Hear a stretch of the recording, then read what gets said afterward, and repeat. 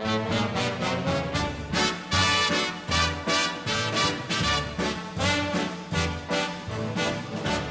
know I'd go from rags to riches if you would only say you care. Hi, we're here for the Rags and Riches football podcast. Today we have representatives from FC Halifax Town, Leeds United, Manchester United, Huddersfield Town and Bradford City. There is a clear gulf between all of these clubs due to the leagues they're playing. For example, FC Halifax Town are a non-league team, Manchester United, one of the best teams in England. We're going to analyse and look at what really is the difference between these clubs, how differently they run, the finances. For example, as a FC Halifax Town representative, I found out that our highest transfer fee that we've ever paid for a player was £157,000 for Chris Tate in the 98-99 season. We got him from Scarborough. Right, Leeds United. Obviously, Leeds United have had a little bit of a fall from grace from just over a decade ago, where we used to play in the Champions League. We once spent £18 million on Rio Ferdinand, which is the biggest record transfer for Leeds United. The record transfer sold was also Rio Ferdinand for £30 million in July 2002. We then got relegated to the Championship, and since then, as biggest transfer is £10 million for Patrick Bamford, which took place this summer. Obviously, this shows the difference between the Premiership and Championship. Even at 15 years later, it's still not as high as what it was when we were in the Premiership. In total, Leeds only spent £13 million this transfer window, but still have managed to find their way to the top end of the Championship, luckily.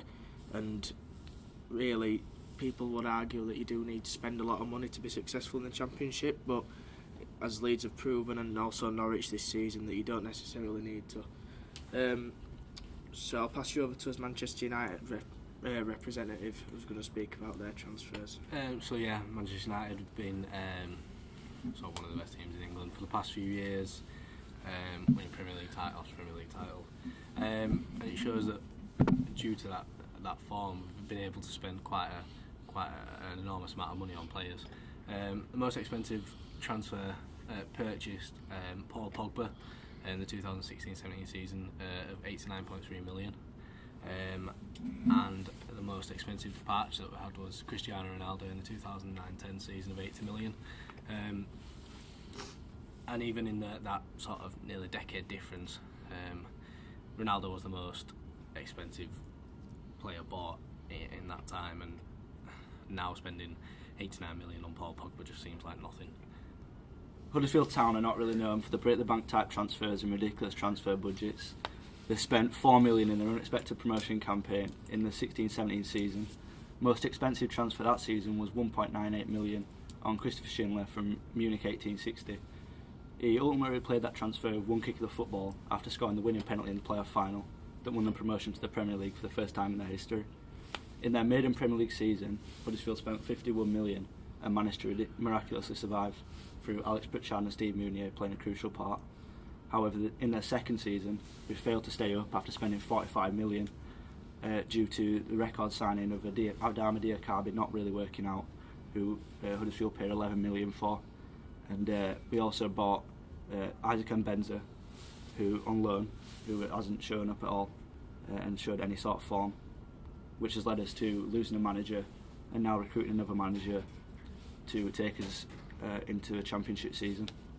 Bradford City used to be extremely active in the transfer market when they were in Division 1. In 1998, they sold midfielder Derek Hamilton for a record of £2.70 million to Newcastle United. 3 years later, Newcastle then matched that transfer when they bought centre-back Andrew O'Brien for the same transfer fee. Highest record departure for a foreign player came in 2002 when they sold Mark Schwarzer for £2.25 million, who went to pawn for Middlesbrough. They also made some big money signings. They managed to sign David Hopkins from Leeds in 2001 for £3.38 million and David Weatherall from Blackburn for £1.89 million. All of these signings came before they were relegated to League One and then eventually to League Two. Since then, the biggest signing has been Charlie Wyke, who signed for £216k, and then the biggest sale has been Nahki Wells for £1.62 million, and after that it's James Hansen for 200k. It clearly shows a massive gulf in difference, as they don't earn money from TV rights, sponsors, and they don't get the same attendance as they used to. This huge difference in finances really highlights the difference between Premier League football compared to non-league football. For example, Manchester United are willing to splash out 89 million on Paul Pogba, yet Halifax Town have only ever paid cash for one player, which was Chris Tate. Everyone else has either been on a free transfer or on loan.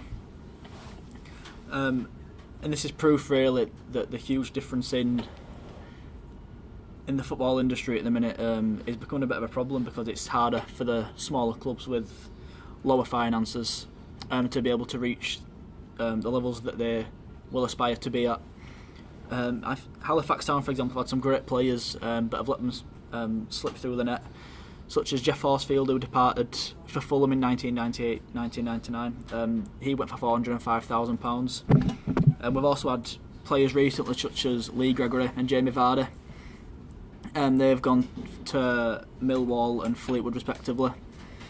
Bradford have also had some really big players going to some big teams. Mark Schwarzer went on to captain Australia at World Cup, and David Hopkins played for them for 5 seasons, and he was bought from Leeds United.